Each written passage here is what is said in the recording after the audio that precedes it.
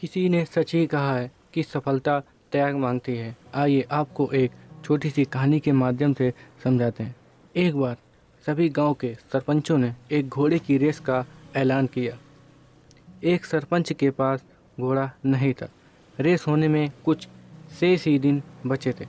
वह सरपंच एक बुजुर्ग व्यक्ति के पास गया और उस बुजुर्ग व्यक्ति से बोला, गांव की इज्जत का सवाल है। वह बुजुर्ग व्यक्ति बोला, घोड़ा नहीं है तो गधे को तैयार करो।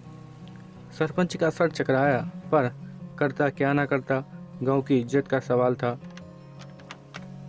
पूरे गांव में हड़कंप मच गया कि घोड़े की रेस में अब गधे भी भाग ले रहे हैं। सब सरपंच पर हंसने लगे, पर वह बुजुर्ग व्यक्ति बहुत ज्ञानी और अनुभवी था। उसने पूरे गांव में सबसे हष्ट-पुष्ट गधे को ढूंढना शुरू किया। एक गधा खोज निकाला जो कि हष्ट-पुष्ट और देखने में कुछ घोड़े जैसा प्रतीत हो रहा था। उस गधे को ट्रेनिंग दी गई कि वो भी कर सकता है, तू कर सकता है। उस पर प्रेशर क्रिएट किया गया, पंपिंग की गई, तू भी रेस जीत सकता है। पर सभी गांव वाले हंस रहे थे कि अब घोड़ों की रेस में गधे भी दौड़ा करेंगे।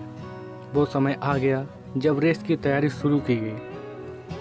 उस गधे को भी रेस के लिए तैयार किया गया, लेकिन जब गधे को घोड़े के साथ खड़ा किया गया तो गधे ने इधर उधर देखा तो उसके पैर लड़खड़ाने लगे, वह कांपने लगा।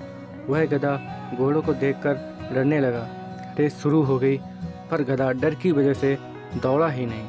तभी उस बुजुर्ग व्यक्ति ने उस गधे की पूंछ उठाई और मिर्ची डाल दी। अब गधा क्या ना करता, गधे ने दौड़ना शुरू किया। वह गधा रेस जीतने के बाद कम से कम 2 किलोमीटर तक और दौड़ा, क्योंकि उसके पिछवाड़े में आग लगी थी। ऐसा ही हमारे साथ होता है।